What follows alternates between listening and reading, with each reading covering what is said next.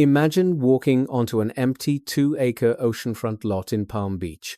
A $110 million mansion once stood there before a Lauder heir decided to demolish the whole thing for the silence.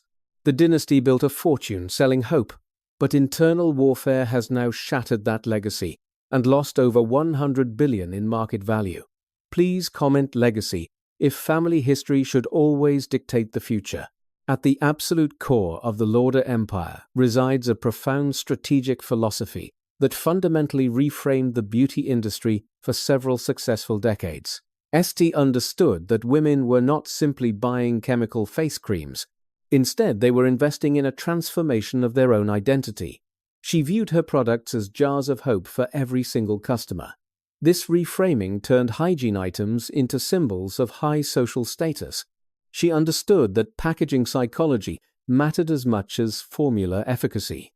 Estee selected pale turquoise jars because the color evoked luxury and class. It matched the bathroom decor of affluent homes during the 1950s. She was not selling a simple cream, but rather a deep aspiration. This aspiration was housed in a color-coordinated vessel for the wealthy. She created a ritual of self-worth through a cosmetic application. Her philosophy was guided by the belief that every woman deserved beauty. Regardless of age or circumstance, she insisted that luxury must be accessible. This democratized luxury through products like bath oil worn as expensive perfume. Youth Dew transformed the company into a multi-million-dollar business overnight. She reframed an entire industry by turning limitations into great strategic advantages. Quality and persistence were the pillars that overcame every single immigrant obstacle. Leonard Lauder further refined this strategic soul by being intensely methodical. He moved away from the intuitive nature of his mother toward discipline. He called Estee Mrs. Lauder at work to maintain a professional distance. This established a culture of rigor within the family company for decades. He understood that a single brand was a vulnerability for the empire. He built a diversified portfolio to capture every segment of the market. They understood that immortality comes through institutional transformation and the arts. The family converted their massive fortune into art collections rivaling global museums. Leonard donated Cubist masterpieces representing over 13% of his total wealth. This gift cements his name in the canon of collectors and legacy. A legacy of sophistication and high cultural capital was carefully constructed. They built architecture through which the family demonstrates its permanence and power. The financial engine of the Lauder Empire was a true masterclass in operating leverage and the power of compounding through strategic brand acquisitions. Leonard transformed a single product company into a diversified machine of revenue. He acquired distinct labels like MAC and Bobbi Brown to drive competition. These two brands were encouraged to push each other through internal market. This allowed the company to dominate various price points and consumer demographics. The addition of La Mer positioned the company at the luxury apex. The portfolio eventually grew to include 26 distinct global beauty labels. This machine utilized a centralized distribution and marketing infrastructure for maximum efficiency. The company went public in 1996 to access capital markets. However, the family maintained absolute voting control through a dual-class structure. This ensured family consensus remained mandatory on all major strategic business decisions. The division of the massive fortune across two brothers was very strategic. Leonard built the modern company, while Ronald pursued a path in diplomacy. Ronald funded the costliest mayoral campaign in city history through family dividends. This division of labor allowed the family to influence multiple public spheres. The financial engine was a self-sustaining cycle of high-margin sales. Profits were reinvested into high-growth categories like luxury skincare and fragrance. A heavy reliance on high-growth markets like China became the focus. CEO Fabrizio Freda bet the future on travel, retail, and Asian expansion. Asia-Pacific eventually came to represent over 30% of total sales. The company invested $1 billion in a Japanese facility for China. This facility was designed to serve Chinese consumers more effectively and quickly. Duty-free shops in airports functioned as the primary growth engine for years. By late 2022, the financial machine began to stall dangerously. The anticipated revenge spending of young Chinese consumers failed to materialize then. Revenue fell 12%, and net earnings collapsed by 60% annually. The acquisition of Tom Ford Beauty resulted in massive billion-dollar impairments. Nearly half the acquisition value was destroyed within only 2 years' time. This marked the first major breakdown of the engine Leonard had engineered. The crucible of the Lauder family began in the immigrant neighborhoods. Josephine Esther Mensah grew up in Corona, Queens, as an immigrant daughter. She was deeply ashamed of her origins and the hardware store life. This shame became the fuel for a relentless and burning personal ambition. She watched her uncle mix face creams in a small laboratory setting. She developed an obsession with making women beautiful to escape her reality. Her first factory was a former restaurant kitchen on 64th Street. She and her husband cooked creams on gas burners by hand daily. They filled jars and affixed labels themselves in a struggling startup office. The monthly rent of $25 felt like an astronomical sum. This was the dark night of the soul, where every sale mattered. Every rejection was a lesson in the power of persistence and quality. She learned that texture and scent were more persuasive than traditional ads. When department store buyers refused her, she attended social charity luncheons instead. She distributed custom lipsticks to every socialite in the room for demand. She applied creams to women sitting under hairdryers in beauty salons. Texture and scent did the persuasion, while the women had nowhere else. This era of struggle built a moat of resilience and organic growth. A free sample was the foundation on which Estée Lauder was built. She invested $50,000 in samples instead of traditional advertising campaigns. She trusted the trial would generate purchase and long-term brand loyalty. The gift with purchase concept became an industry standard 80 years later. It remains the primary marketing vehicle in the prestige beauty category today. She turned limitations into advantages through these small jars of hope always. These humble beginnings are now far removed from current boardroom fights and CEO dramas and billion-dollar impairments that currently plague the public company. The hunger that created the empire has been replaced by the palace. It turns out that belonging is harder to sustain than the hunger. Please tell us in the comments about a major setback you faced. How did that failure help you build your own professional competitive moat? The secret sauce of the empire was the combination of packaging. Estee selected pale turquoise jars to evoke luxury in affluent homes everywhere. She understood that packaging psychology mattered as much as formula efficacy always. High-touch service was another critical component of their competitive moat strategy. Senior employees received handwritten blue notes from Leonard Lauder blue notepads. This fostered a deep sense of loyalty and a family atmosphere internally. The high-touch service model relied on a personal connection with customers. Salespeople were trained to provide makeovers and see customers as deserving people. When employees left, management would wave them goodbye, saying, "See you soon." Many eventually returned to the company because of this unique family culture.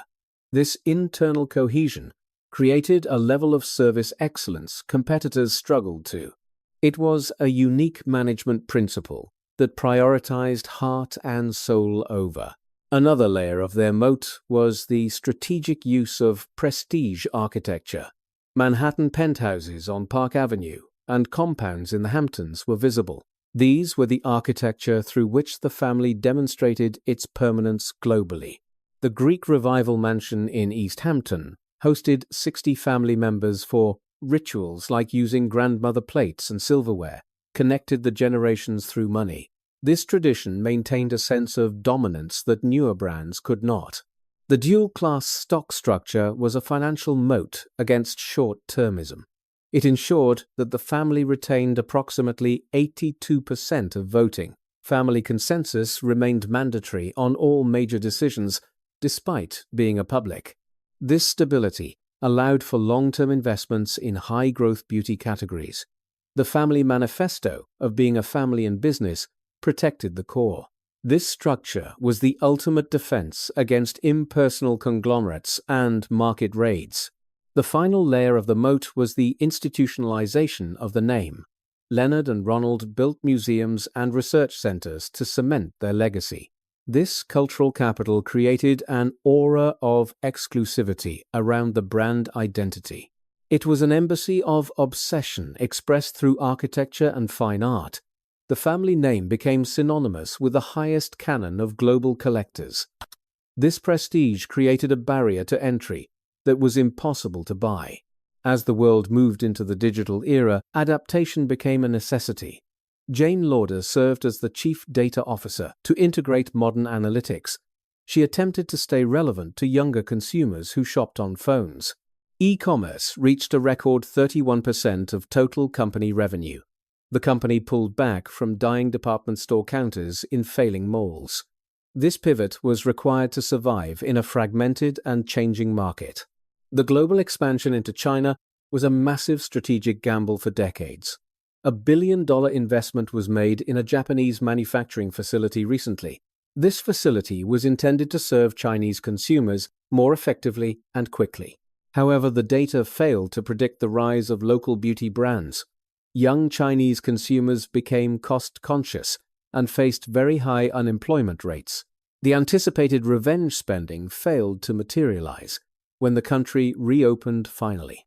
This failure highlighted the limitations of even the most sophisticated data sets. The board initiated a significant restructuring to cut $1 billion in costs.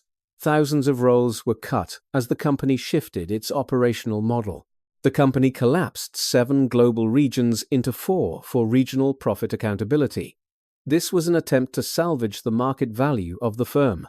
They realized that the old way of doing business was not sustainable. The restructuring was led by a board seeking an external CEO hire. Stéphane de la Févre assumed office to navigate the wreckage of value. The family manifesto of a family in business had finally crumbled away. The outsider faced the question of whether anything could be salvaged now. The kitchen table intimacy had been replaced by hired executive incentive plans.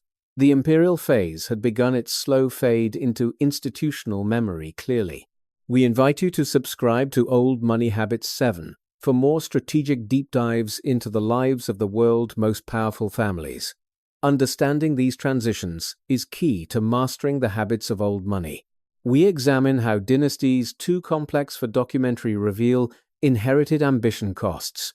Join us as we explore the architecture of wealth and power globally. Improve your own life by learning from the successes and failures above. The succession process was historically governed by strict family principles and rigor. Leonard insisted that his son William work for someone else first always. William spent 3 years at Macy's, learning retail operations, before joining Estee. This was intended to ensure that the next generation understood meritocracy well. The goal was to maintain a family in business, rather than stagnation. Stewardship was a requirement of the inheritance and the famous family name. However, the transition to the third generation brought fragmentation and internal conflict. Individual ambitions began to clash with the collective interests of the empire. A scandal emerged involving William Lauder and a high-profile custody battle. The litigation became public and damaged family authority at the worst moment. The contrast between jars of hope and this battle was deeply damaging. Family governance was tested by competing fiefdoms across 2 brothers and children. In September 2024, internal rifts became a public corporate explosion. Jane Lauder sent a confidential letter accusing William of destroying company value. She demanded his removal as executive chairman as the letter leaked out. William announced he was stepping down days after the letter became public. Jane resigned her executive position within weeks of the board selection process. The family had lost over $100 billion in market value recently. For the first time, an external manager held the full CEO title. No family member served as a co-equal executive chairman for oversight. The grandchildren appear more interested in lifestyle ventures and individual design projects. They grew up in a world where the dividend was a birthright. The fourth generation is spread across Palm Beach, Manhattan, and the Hamptons. They are far removed from the girl learning chemistry over a stove. The boardroom fights and CEO dramas feel far removed from the kitchen. Inherited ambition has a cost that reveals itself across many different generations. The kitchen table intimacy that created the empire is now completely gone. Please comment if you value meritocracy or inheritance more for business leadership. Can a family that built an empire on personal touch survive without? We look forward to the discussion regarding governance and family principles below. To synthesize the lessons of the Lauder family, we must recognize fragility. Belonging to a legacy is often harder to sustain than the hunger. The architectural legacy remains secured through massive art collections and institutional gifts. These institutions will outlast earnings cycles and CEO tenures for several centuries. They provide a permanent embassy for a sophisticated and unique artistic sensibility. The fortune has been converted into cultural capital that will endure forever. From a historical perspective, we recommend that any family business prioritize governance. A clear corporate constitution can help to mitigate the risks of fragmentation. Professional distance between personal lives and corporate strategy is essential for survival. It is also critical to diversify geographic and market risks for stability.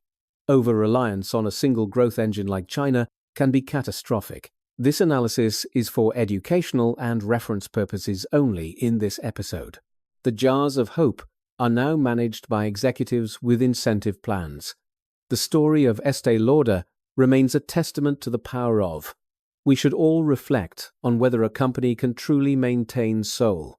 The day when companies became just companies has arrived for the Lauders. As we look at the wreckage, we find insights into wealth, nature. Long-term preservation requires a hunger that inheritance often fails to provide. Let us take these lessons to heart as we improve our lives. The transition from a family business to an institution is quite perilous. We examine how a woman on a kitchen stove built an empire, and how her grandchildren tore it apart fighting over the remaining wreckage.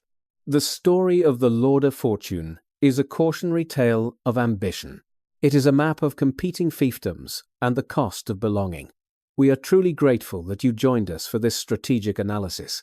Thank you for your support and for being part of our community. We look forward to seeing how the next chapter of Dynasty unfolds. The imperial phase may be fading, but the memory remains very strong. Thank you for watching this episode of Old Money Luxury today, and let us continue to strive for excellence and improve our lives together.